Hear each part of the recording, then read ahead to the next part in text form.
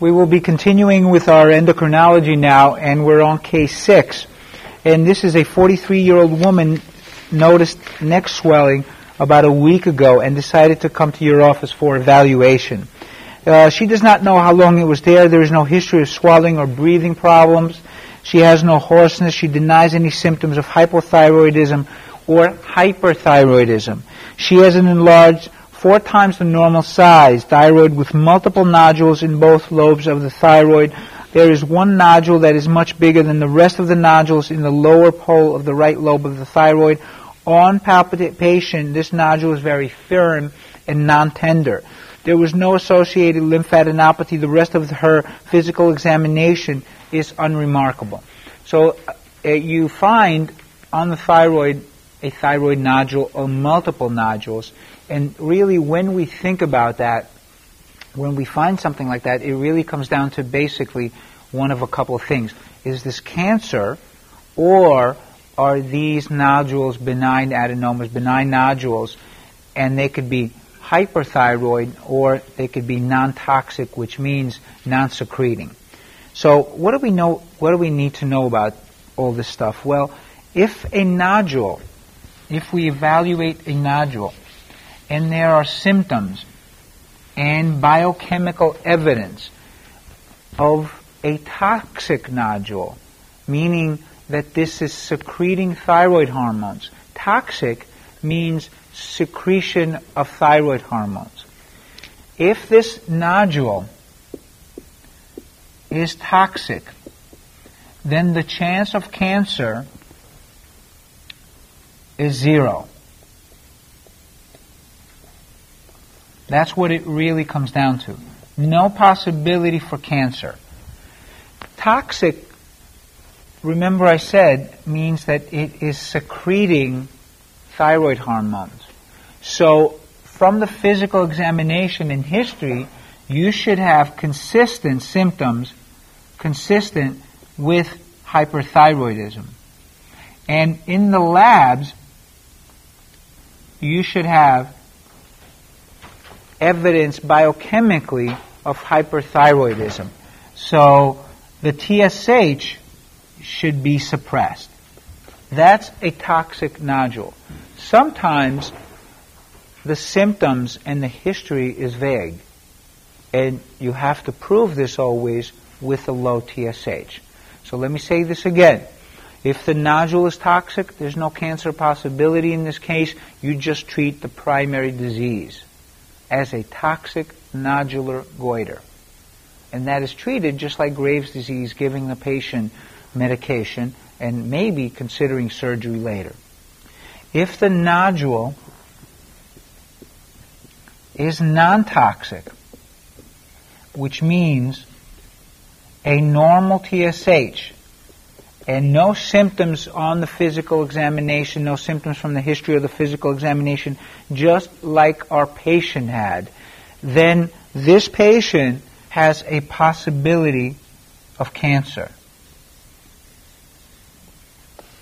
That's what it really comes down to. So their differential diagnosis here, a non-toxic multinodular goiter, a toxic multinodular goiter, and a thyroid cancer, those are the first things that should be considered in your differential. Let me tell you a little bit about these things called toxic nodules. Toxic nodules occur, it's a form of hyperthyroidism. It occurs in older individuals. Graves' disease occurs in younger patients. Toxic nodules occur in patients that are older. So it's a common form of hyperthyroidism. This toxic nodule secretes autonomous T4 and T3. So this patient comes to you with hyperthyroidism. Now, if you go back to the history of a patient with a toxic nodule, you ask them, hey, did you have this nodule time ago? And they tell you, yeah, I went to the doctor for it. They told me it was okay.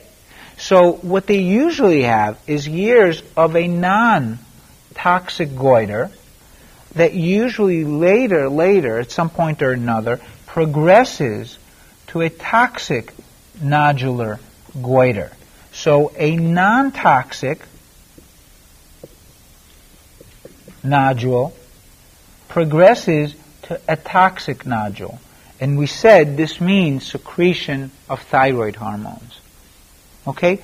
This is benign, and this is benign. But in this stage right here, you don't know if they're talking about a non-toxic nodule, right, or cancer. There's no difference. It looks exactly the same. So how do you decipher the difference between a cancer and some kind of adenoma or whatever it is? The answer is, always is, doing a fine needle aspiration. So when the patient has no evidence of hyperthyroidism, that patient, you need to do a fine needle aspiration. It is a very good procedure. It is very safe and gives you the diagnosis. Most of these cancers here are papillary carcinomas. Papillary cancers. Papillary cancers, 95% of them will have at least a 10-year survival. So they're very benign cancers. You don't want to miss this disease. It is very treatable. So don't do anything else except fine needle aspiration. Don't do any ultrasounds. Don't do any scans. It's a fine needle aspiration. That's the answer. As long it's non-toxic. You don't know the difference between this that's going to turn into a toxic nodule later and the difference between cancer and that. You don't know unless you do fine needle aspiration. So that's simple. Always, always do fine needle aspiration. Now, sometimes they may tell you they've done already a scan on the patient, on the ultrasound, or the ultrasound. They may tell you, you know something, we did an ultrasound, and this patient has a cyst there, or it looks like a cyst. Or we did the scan already, and it shows a warm nodule. What do you do after this? You still do a fine needle aspiration. So always nodules need to be aspirated to rule out the chance of cancer. If they ask you which nodule has the highest chance for cancer, well, think about it. If they give you a scan with a cold nodule, those are the ones that are non-toxic. That's the one that likely has the chance of cancer, right? So a cold scan, somebody that has a nodule with lymphadenopathy, somebody that has a nodule and has radiation to the head and neck area. These people are very high risk. Those are the patients that you definitely have to think about cancer. But the bottom line in the end is you still do fine needle aspiration no matter who it is. If they're high risk or low risk, that's the end product of this. When you do a fine needle aspiration, it lets you decipher between a benign adenoma and cancer that will need surgery and resection. That's what you're really trying to look at. When you do surgery for cancer, after that you remove all the thyroid. In this country you remove all the thyroid, and what happens afterwards is you give back T4 or T3 because now you got no thyroid. Okay? Now we like to give, when we give back thyroid hormones, the main secretory product of the thyroid is T4. So what you like to give back is T4.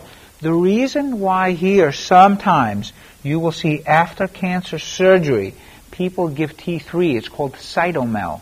Cytomel. It's given to the patient after thyroid surgery, is because T3 is a more potent form of thyroid hormone.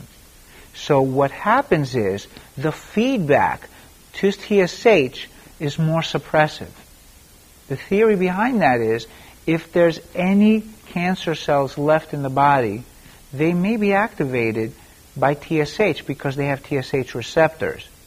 So what you're trying to do is you're trying to suppress the patient's TSH without making the patient hyperthyroid. So you will see that in patients after cancer surgery, they either use very high doses of T4, like 200 micrograms, 250, or they like to use T3 because it's more potent and they could suppress TSH with that. Okay? Now, so fine needle aspiration is diagnostic. There's one exception to this rule, and that is if the fine needle aspiration shows follicular cells or follicular elements. Remember the 4 types of cancers that we have. We have papillary, which accounts for about 70% of all thyroid cancers. We have follicular cancer. We have anaplastic, and we have medullary cancer. Okay? 90% of the time with the fine needle aspiration, you could tell if it's an adenoma or cancer. Follicular cells, a little bit different. You can't really tell the difference on the fine needle aspiration between follicular cells that are part of cancer and part of a benign adenoma. It's kind of like the lymphomas.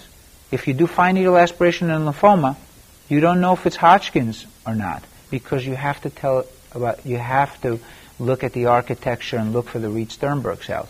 The same problem occurs here.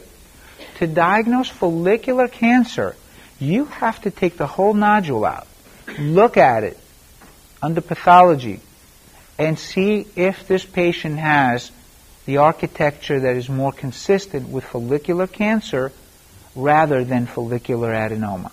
So if the patient tells you, if the pathologist sends back the fine needle aspiration and says follicular elements, what is it? Is it cancer or is it benign adenoma? You don't know.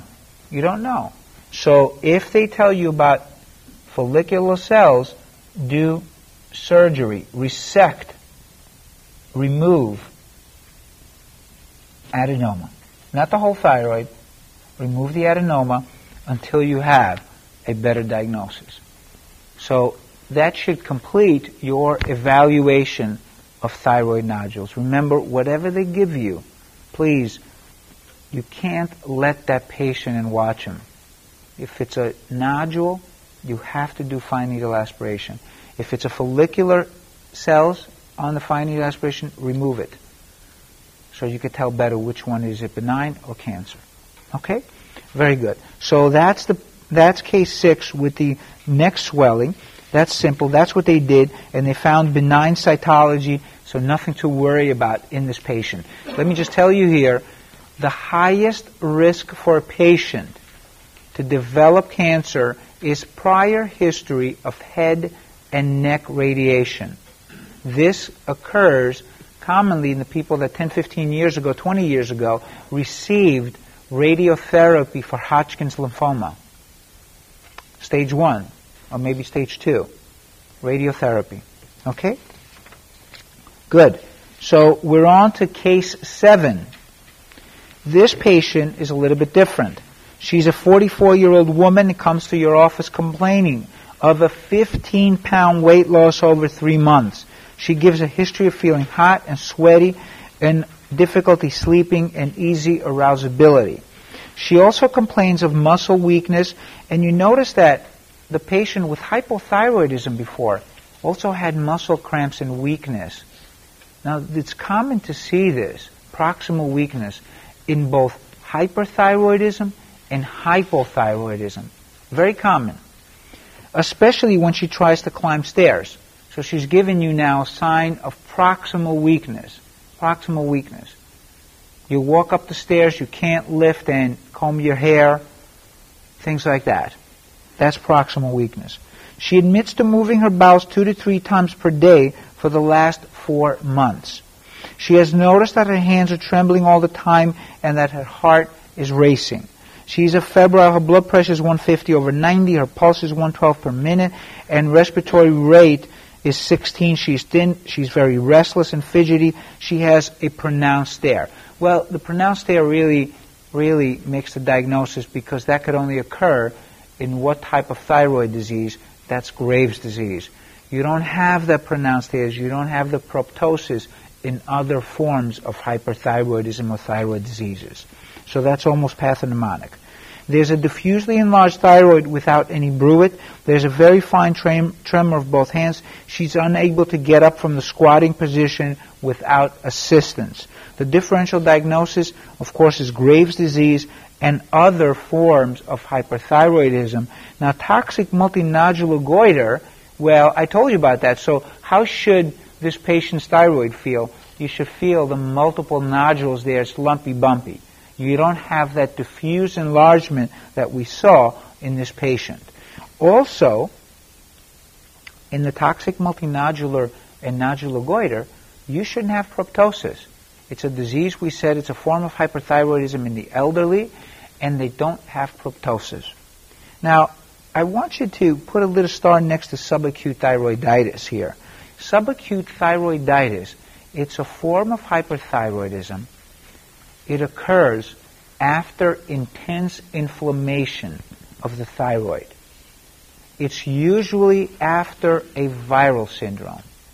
So intense inflammation of the thyroid cells get disrupted, and the thyroid hormones are released into the periphery.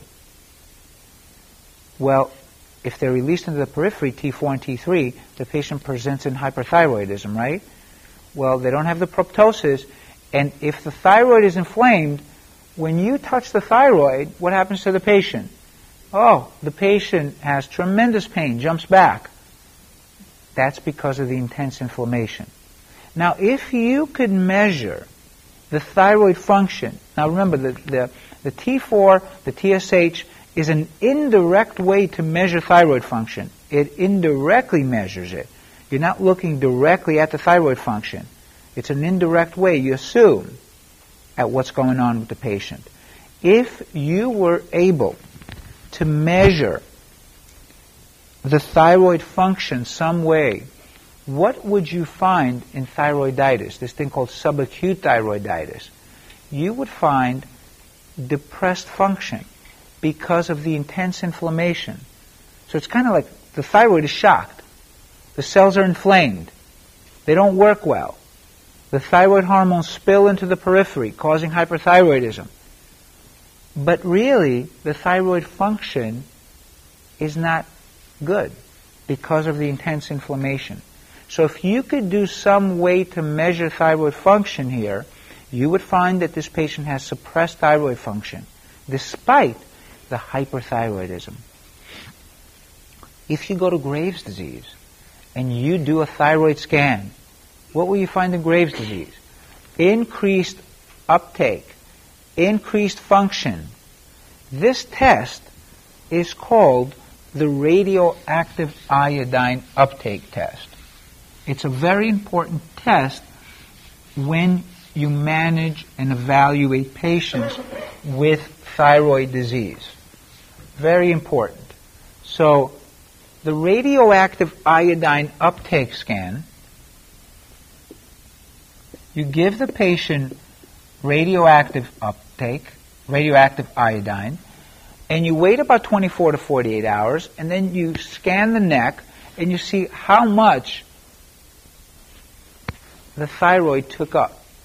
So, if the uptake is elevated, then you have hyperthyroidism, some form of hyperthyroidism.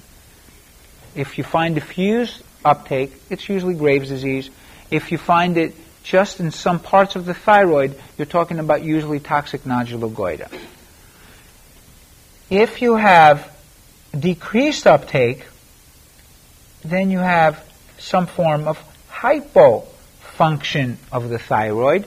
And if you did it in a prior patient with Hashimoto's thyroiditis, this is what you would find, hypo. But that patient doesn't pose a clinical problem. This patient does with the thyroiditis because they present with hyperthyroidism despite the hypofunctioning of the thyroid. So the radioactive iodine uptake scan lets you diagnose the difference between hyperthyroidism from Graves' disease and the one associated with subacute thyroiditis. This is also called Decker-Venn thyroiditis or giant cell thyroiditis. This patient has a hypofunctioning thyroid, painful thyroid. This patient has diffuse enlargement of the thyroid and a hyperfunctioning thyroid. Both of these patients presented with hyperthyroidism. So both of these patients, both of them, had elevated free T4, elevated free T3, decreased TSH. One, because Graves produces more of this stuff. Two, in subacute thyroiditis, because the spilling of the thyroid hormones. Now, this is important also because in subacute thyroiditis, the natural course of the disease is what? That it returns back to normal. This, eventually, this patient becomes euthyroid. 2, 3 weeks, 4 weeks down the line, a couple months down the line, they become euthyroid again. So you don't have to treat them with antithyroid medication. You don't have to treat them with beta blockers and so forth. Very important. So in this patient, that's your differential diagnosis. Serum-free T4 was high. The TSH is normal. And even though the patient had proptosis and diffusely increased thyroid on the exam, diffusely enlarged thyroid on the exam, you still did the radioactive iodine, and it was elevated because this patient has Graves' disease. So you just documented that this patient has Graves' disease. So again, the radioactive iodine uptake is a very important test in thyroid diseases because it lets you diagnose the difference between the different syndromes of hyperthyroidism. When you diagnose Graves' disease, the treatment is in 2 phases. The first part in Graves' disease is suppressing the thyroid, cooling down the thyroid. That's what it really means. How do you cool down the thyroid? You give the patient beta blockers, like propranolol, and you also give the patient antithyroid medication like PTU or methimazole. So the beta blockers take care of the symptoms. The PTU and methimazole take care of the elevated thyroid hormone levels. So this is the first phase. The first phase is done with both of these. And you give enough for the thyroid hormones to come back to normal and the TSH to eventually go back to normal. The first phase really means getting back the thyroid to normal function, or what some people like to say is to cool down the thyroid. The reason this has to be done is because you can't do any definitive treatment unless you get the patient back to euthyroid function. So this is the first phase. The second phase, after you've done that, the second phase is the definitive treatment of the Graves' disease. And in this country, this usually means giving the patient radioactive iodine, not the same type that you give in the scan. A little bit different, right? Same concept, but a little bit different. This is a toxic iodine, high doses. Guess what it does to the thyroid? Kills it off, eventually. It doesn't kill it off right away. What it does is it takes sometimes months to years for the radioactive iodine to have full effect. So why am I telling you this? Because you got to follow this patient. You got to follow this patient. They will become hypothyroid. They will become hypothyroid when? Maybe months, maybe years, maybe 5 years. Who knows? But you got to follow that patient. They eventually become hypothyroid, and when they do, you give them T4 replacement. And that's all. That's all. So the second phase is the definitive treatment. In this country, it's not usually done by surgery. It's usually done by radioactive iodine treatment. You give the patient radioactive iodine. You follow them every 6 months or so, making sure they don't become hypothyroid. Eventually, this will happen. And when that occurs, you give them T4. Okay? Good. So a couple exceptions here that we need to know for the boards, and a couple of points here, clinical scenarios. We said before that the best test to do, to see, to screen, or to look for thyroid disease is the TSH. It is very sensitive and specific, and it diagnoses with a 95% confidence interval both hypo and hyperthyroidism. Okay? It has its limitations, though. But when the patient comes into you to diagnose some kind of thyroid disease, it's the best test to look for. I repeat again, if a patient is undiagnosed and you do a TSH and it's normal, look no further. This patient does not, I repeat, does not have any thyroid disease. If you look any further, you're going to get the wrong answer. So you just go and look for the answer, which is euthyroid or normal thyroid function. Let's take a patient, though, with hyperthyroidism, and you could take the same patient with hypothyroidism, whatever you like.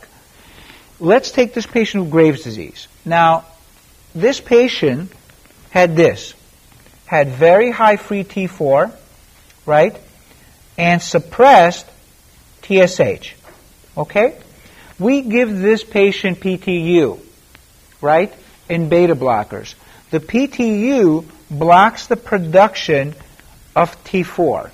So T4, if you give enough PTU, you give it like 3-4 times a day, 200 milligrams, you start it and you up the dose, eventually the free T4 will go back to normal. Okay? It will go back to normal. The same concept occurs if you're treating hypothyroidism. If you give enough T4, right, the T4 will go back to normal. Well, this is the problem. The TSH has a lag time. It takes about 3-4 weeks for this TSH to equilibrate to the normal free T4 now. So, even though the TSH is a great test to diagnose thyroid diseases, it's not a good test in the initial setting when you're treating hypo or hyperthyroidism, because this is going to be abnormal for a long time, maybe 6 weeks later. So, when you treat hypo or hyperthyroidism, what's the test to look for to make sure that you're on the right track? The answer is the free T4. You don't expect the TSH to go back to normal right away. It'll take 6 weeks, 4 weeks, whatever. So even though the TSH is a great test initially to look at, in this setting, be careful. So again, it will not go back to normal, even though the free T4 has normalized in both hyper and hypothyroidism. Take your pick, either one is the same. It has a lag time for at least 4 to 6 weeks. So that's not the test to look for. You look at the patient clinically plus the free T4. Okay? That's one scenario. The second scenario is this. We can't use radioactive iodine in the pregnant patient. Cannot do that. Okay? No. So, in the pregnant patient, in this country, pregnancy plus Graves' disease, what do? Well, you start to give beta blockers and PTU. You can't give methimazole in pregnancy. Now, let me tell you the story here. Both methimazole and PTU cross the placenta. They both do. So none of them are safe. It's just that methimazole in some studies has been linked to some problems, definite problems, so you can't use methimazole. You use PTU instead. it crosses the placenta. So we got problems with PTU too. You don't like to use high doses. The higher the doses, the more they cross the placenta. Propranolol and beta blockers cross the placenta. They're linked with small 4 dates and some other problems. So both of these drugs are not good. So you're kind of in trouble here in pregnancy. So what you do is you use low doses of PTU and propranolol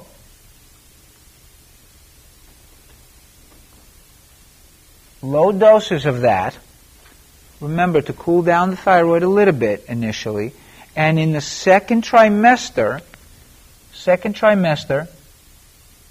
you take the patient to surgery. That's the treatment here. Second trimester, surgery. So the exception here, is the pregnant patient. The little kids, you don't like to use radioactive iodine either, but Graves' disease is rare there. Okay? So pregnancy, though, in Graves' disease is a common problem. And in that patient, you do surgery after you give a little bit of PTU and propranolol. Okay? Good. So that's the case with the Graves' disease. I want to go in the treatment plan and see what they did here. The assessment was that the patient had all the symptoms and signs of primary hyperthyroidism due to Graves' disease. That's correct. The beta blocker and the antithyroid medication initially to suppress the hyperactive thyroid. After the patient used euthyroid, radioactive iodine ablation for permanent treatment. Now, I want you to put this in the notes. I think we have it in there, but I want to make sure that you have it. One of the findings or the symptoms or the signs of hyperthyroidism sometimes, commonly, gets worse once you start to treat the patient with PTU and propranolol, and even more so when you use radioactive iodine. And this is the Graves' ophthalmopathy. So it has kind of a life of its own. So if they ask you, what is the thing that despite treatment gets worse? Despite treatment gets worse, it's Graves' ophthalmopathy. The rest of the stuff with Graves all get better when you give them PTU and propranolol. So it's got a life of its own. It gets worse sometimes, despite the treatment. Okay? Very good. So going a little bit further down, case 8, here's a person, a 56-year-old woman with a 15-year history of hypertension, comes to your office complaining of polyuria and polydipsia of 4-day duration. She denies any burning sensation or micturition, has no fever or chills. However, she says she has gained approximately 13 pounds over the last months and feels depressed and tired. So she's got hypertension, she has polyuria, polydipsia, likely some form of diabetes, and she's gained about 13 pounds over the last 4 months and feels depressed. She's a febrile. Her blood pressure this should be 160 over 98. This is high. This is a typo. The pulse is 78 per minute and respiratory rate 14. On physical examination, she is 140% of her ideal body weight. Her face is remarkably round and ruddy. Her abdomen is very obese, and there are several purple striae over the abdomen and the thighs. Her heart and lung examination is normal. Her neurological examination is non-focal. There's mild edema of the extremities. So, well, it started out maybe this is a little bit of diabetes and a little bit of hypertension, but now this round face, the purple striae, make you think of definitely some kind of form of Cushing syndrome. Now, people with Cushing syndrome, it means hyperactive or autonomy in cortisol production, right? Autonomy in cortisol production. The autonomy in cortisol production causes the diabetes. It's the cortisol. Remember, the cortisol is a counter-regulatory hormone. So if you look at Cushing patients, you'll see that 80% of these people have a problem with their glucose control, and about a third of them or so are frank diabetics. So maybe this is the case. Now, they also have hypertension. Despite all the other stuff that they got, they also have hypertension. And the reason is because the cortisol production also has mineralocorticoid action. So it works a little bit like aldosterone. So they have hypertension. So you're saying, well, maybe this is obesity, diabetes, and hypertension, but maybe this is some kind of Cushing syndrome. Well, we need to know a little bit more about Cushing syndromes.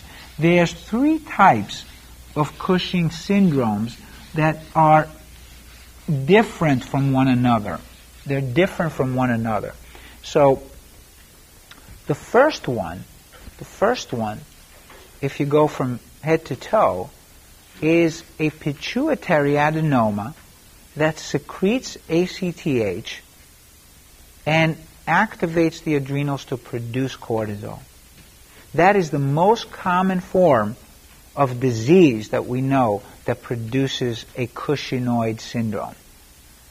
I said disease because the most common form of Cushingoid syndrome is when we give the patient steroids, right? You take a steroid-dependent asthma patient or somebody who's taking steroids for lupus for 20 years. They have Cushingoid features, no doubt about it. But I'm talking about diseases. So in terms of diseases, the most common disease that causes Cushing syndrome is a pituitary adenoma producing ACTH. And this was the first disease, the first Cushing syndrome that was described by Harvey Cushing, and it was called Cushing's disease. Cushing's disease. So Cushing's disease is the pituitary form of Cushing's syndrome, and it is the most common disease that does that. It is also a benign disease when you compare it to some of the other Cushing syndromes, in that most people have at least 9-10 years of the disease before somebody says, look, I think you got Cushing syndrome because you have round faces, buffalo hump, and so forth. So they kind of escape the diagnosis. It goes on for a long time.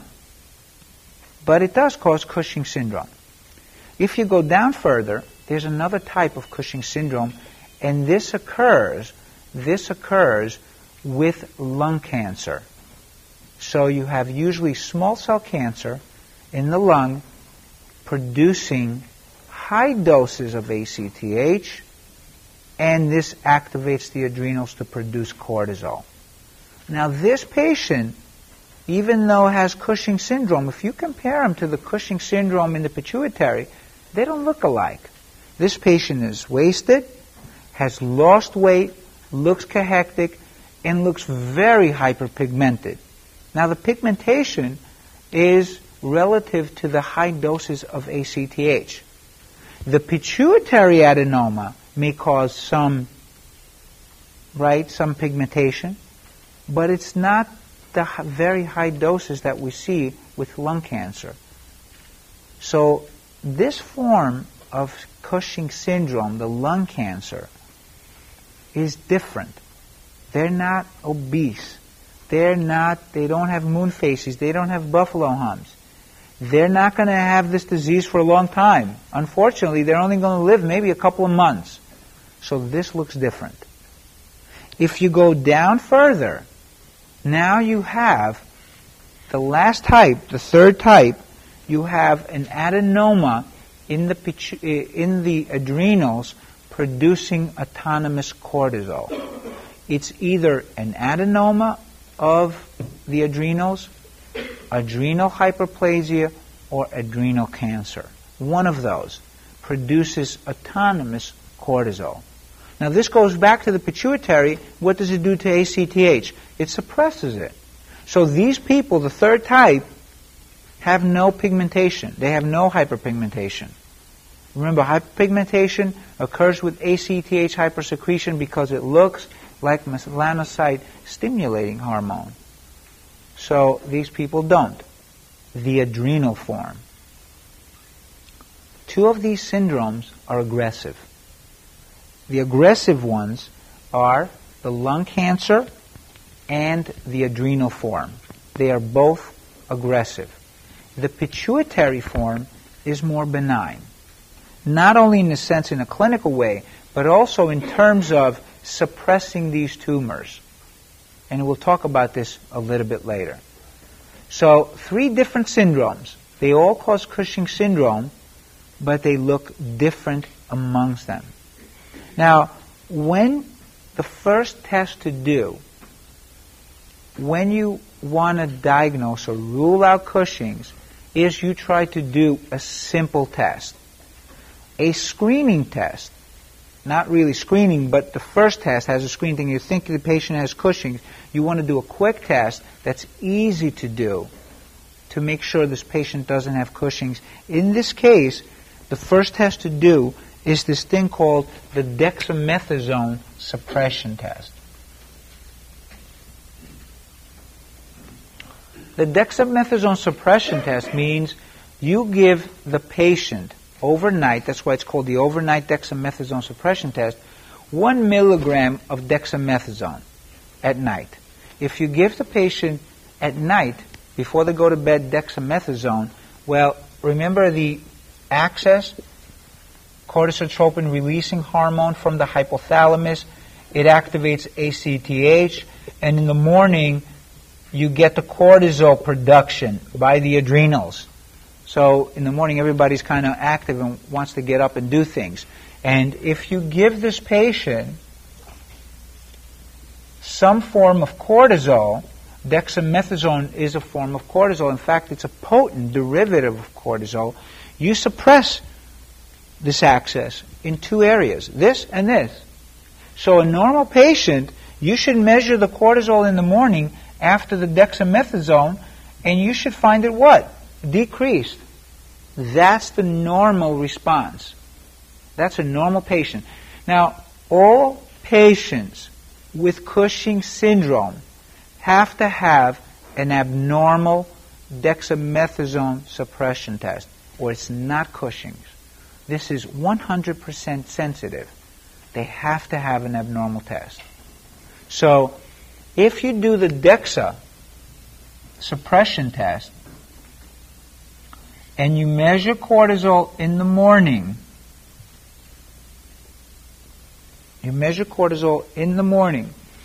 and you find that this patient has suppressed cortisol, low cortisol, this is a normal response. This is normal response. What is the chance of this patient having Cushing's syndrome? None. I told you, all patients with Cushing's syndrome, all forms, have to have an abnormal overnight dexamethasone suppression test. Okay? Good. So, in this case, if you get that, you've ruled out Cushing's. You have ruled out Cushing's. Stop. You don't need to consider this diagnosis more. On the other hand, though, if you do measure the cortisol in the morning, and now the cortisol is elevated, not suppressed, this is an abnormal response. This could occur in patients with Cushing's syndrome, but it could occur in other people. So it's sensitive, but this test is not specific for Cushing's. It could occur in other people. So obese people sometimes get abnormal responses. Psychotic patients get this.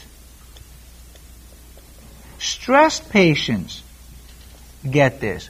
So are we talking about one of these, or are we talking about Cushing's? We don't know. We really don't know. So we got to do a second test. And this is the gold standard.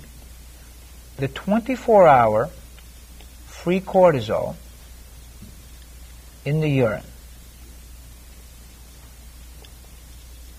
This is the best test to do. We don't start off with this test because this is expensive. It's difficult to do. You got to collect the urine for 24 hours. You got to collect it in these weird bottles. You got to send it to these weird places. But anyway, this is a difficult test to do and it's expensive. So you rather start off with an easy test, and if you're lucky, you rule out Cushing's and don't have to worry about it anywhere else. The urine-free cortisol, whatever this says, that's what it is. So if this is normal, this is no Cushing's, and you don't have to do anything more. You stop right there.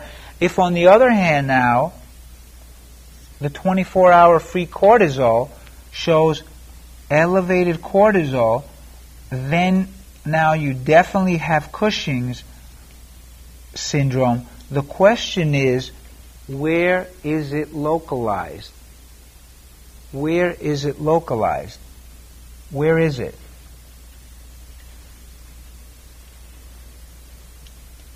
So where is this? If you go back here, you see that we only did 2 tests. We only did the dexamethasone suppression test, and we only did the urine-free cortisol, 24-hour free cortisol. We only need 2 tests to diagnose or exclude Cushing syndrome. Only 2 tests. Nothing more, nothing less. Sometimes, if we're lucky, we could get away with just 1 if you rule it out here. You don't have to do anything further. So these are the only 2 tests you need to know to diagnose Cushing syndrome. After this, if you have Cushing syndrome, you've got to find out how to localize it. So now you need to know 2 more tests. If you go back to what I said, you'll know that we talked about some differences between these different syndromes. We said that some of these diseases have high ACTH, others have low ACTH. We also talked about some of these diseases being aggressive and non-suppressible, while the pituitary form is a more benign form, maybe semi-suppressible. So what do? You use another test called the high-dose dexamethasone suppression test. Now, if you increase the dexamethasone dose to 8 milligrams or so, it suppresses the benign forms of this disease. This is not a test to diagnose Cushing's. This is a test to localize, to tell the differences between the different Cushing syndrome. It's not a diagnostic test for Cushing's. It's to tell you which one of the 3 you got. Because if you have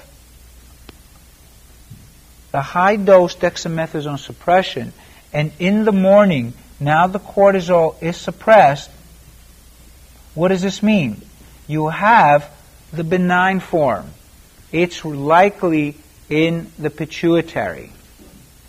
So now, you could do an MRI of the pituitary and find it and do surgery, and these people are very happy.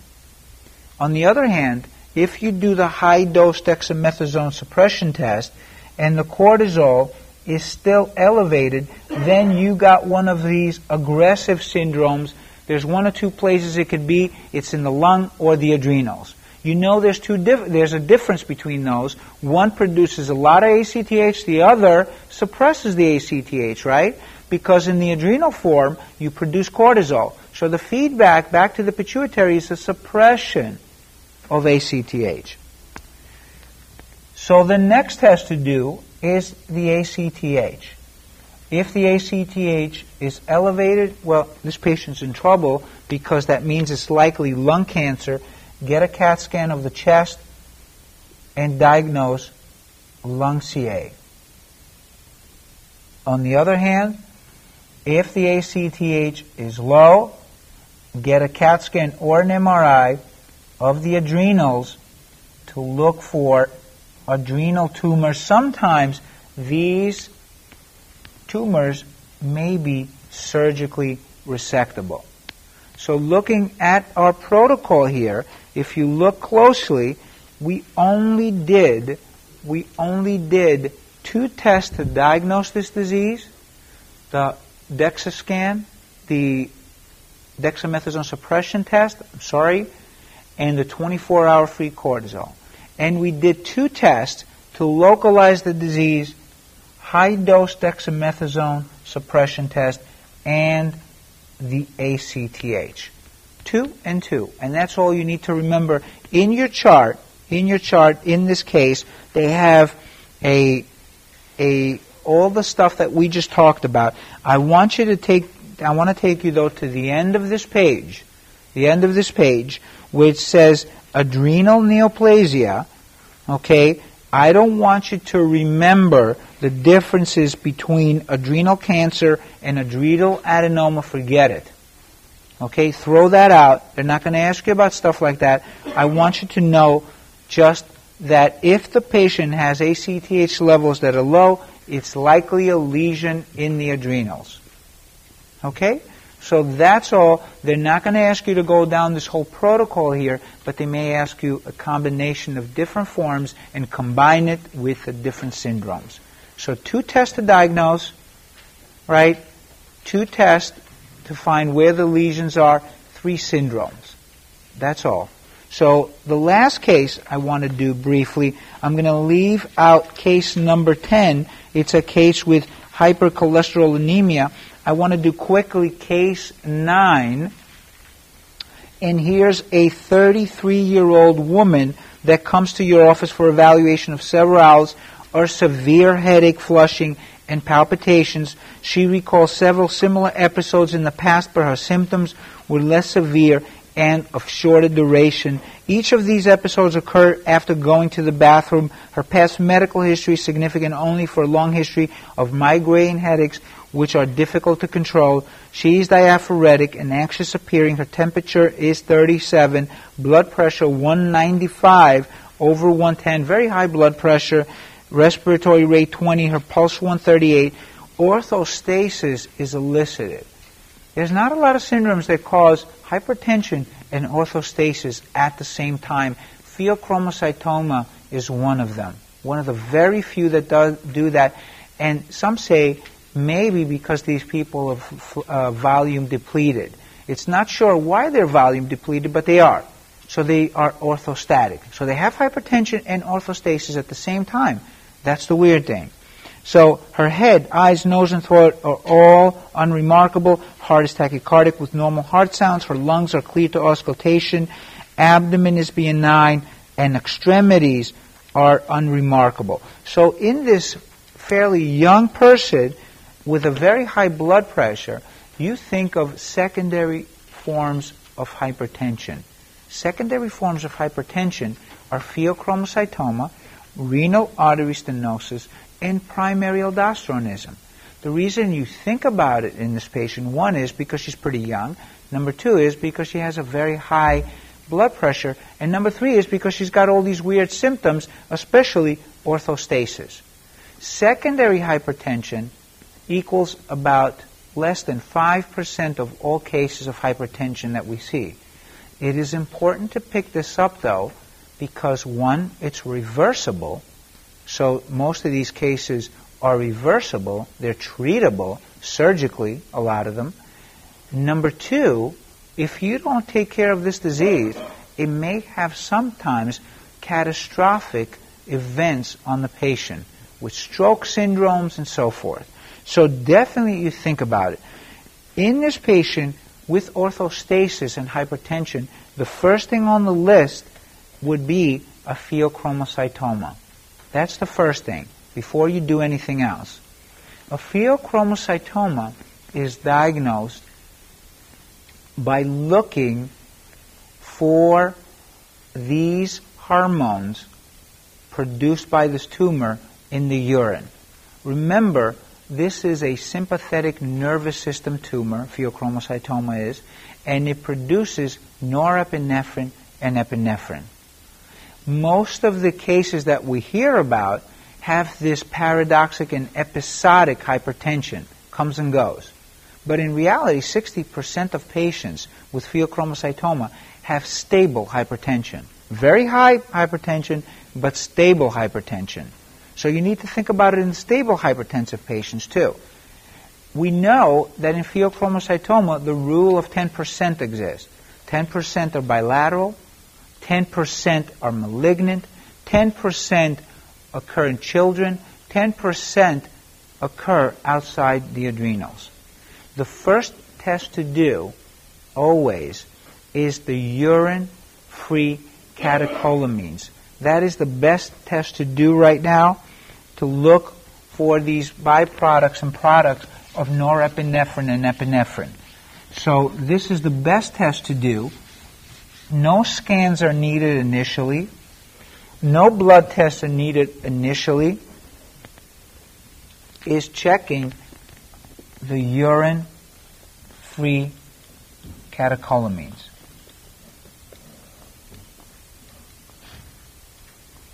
That's the first thing to do.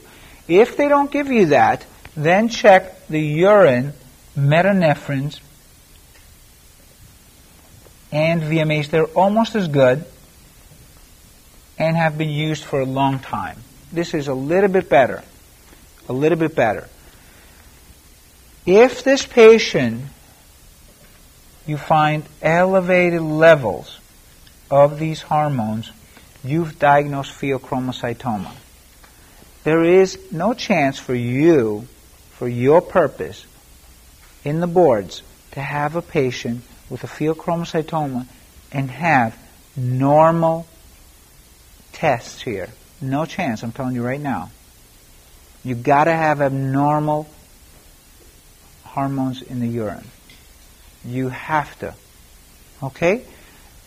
When you have the increased levels, only then do you decide to do a CAT scan or an MRI of the adrenals, not before. Because before, if you find some tumor in the adrenals, you won't know what to do with it. A lot of people have incidental findings. Incidental findings means tumors in the adrenals that are not pheochromocytomas. So you diagnose it, you localize it, the treatment is surgery. That's the definitive treatment. What do you have to do before the surgery? You got to get their blood pressure down. If you take them to surgery with a high blood pressure, you're going to get into trouble. So what's the treatment before surgery? Blood pressure control before surgery and fluid replacement. Remember, these people are fluid depleted. So that's why they're orthostatic. So blood pressure control is done with an alpha blocker. Some people like phentolamine because it's reversible. Some other people like phenoxybenzamine. Any one of those two. This is the first drug and the only drug that should be used initially. You cannot do anything more unless you have adequate blood pressure control here. Very important. If you use other drugs, you run the risk of the blood pressure going skyrocket high when you leave the alpha receptors unopposed. In the rare case that even after the blood pressure control has been stabilized and the patient still feels tachycardic and palpitations, you may use beta blockers. But not before adequate blood pressure control with the alpha blocker. Okay? So, alpha blocker, control blood pressure, fluids, and you take the patient to surgery. And nothing more in this patient. So I'm going to stop right there. I'm not going to do the last case. That's a bonus case. That's a patient with hypercholesterolemia. I would advise you look at that. It's the new recommendations on cholesterol, and I'm going to finish right here.